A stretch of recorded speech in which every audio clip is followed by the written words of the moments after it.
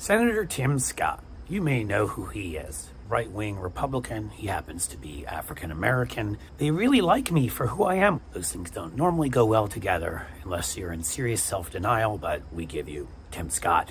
And in case he was appointed by Nikki Haley, also running for president right now, like Tim Scott. Just a little coincidence, because every Republican wants to be president, and none of them seem to realize if they're not white, straight men, they ain't getting anywhere. But I digress again. Tim Scott is running for president, and he thought he could go far in this Republican Party. He also has made clear he thinks that the fact that he's black means nothing. It doesn't hurt him in the Republican Party. It doesn't hurt him in America. America is not a racist country. Period. I don't apologize for that conclusion. Whoa, that's right. We can't say that. Oh, I'm not in Florida, I can say it. So Scott thought, oh my God, I'm gonna run, they're gonna love me. But they don't. In fact, what's happened with Senator Scott is, since he's run, is rumors have come out and questions have come out about why he's a confirmed bachelor. There are a lot of those from South Carolina in the Republican Party, by the way. See Lindsey Graham, man, it must be a great life being a bachelor in South Carolina. Now, obviously, they're doing this because Republicans, donors, others secretly think he's gay.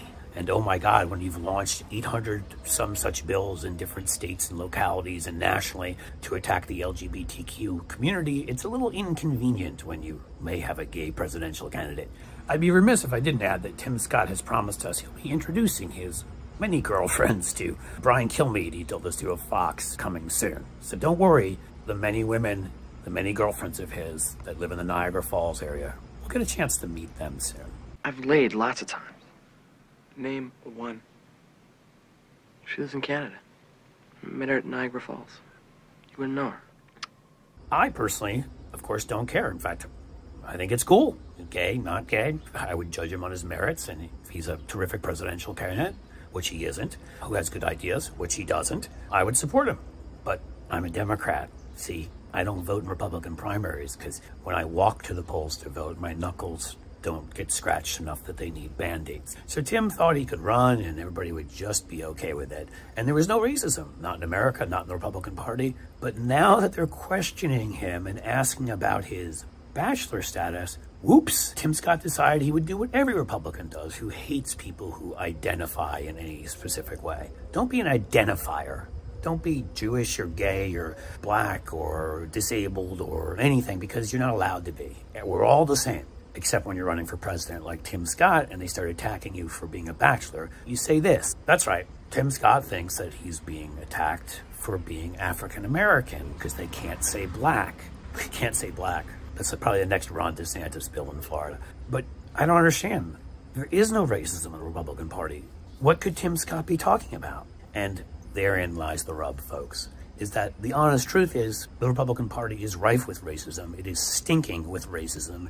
It is overflowing with racism. Its very being for hating immigrants and not talking about slavery in schools and the rest is about being racist. It's about protecting whatever white privilege lasts and is still here before they can't cheat in any more elections. And now Tim Scott's admitted that, which they all end up admitting, and they, I'll be specific, black Republicans, Jewish Republicans, gay Republicans. When it comes time and they actually fail, then they'll bring up their personal status. But you're never allowed to do that beforehand. If you got fired from a job, it's because you were terrible, or if you didn't get hired, it's because you were terrible. And anything else bad that happens in your life is all because you just failed as an American. But man, Tim Scott's got it different. He's the only person in America, apparently, according to him, who suffers from racism.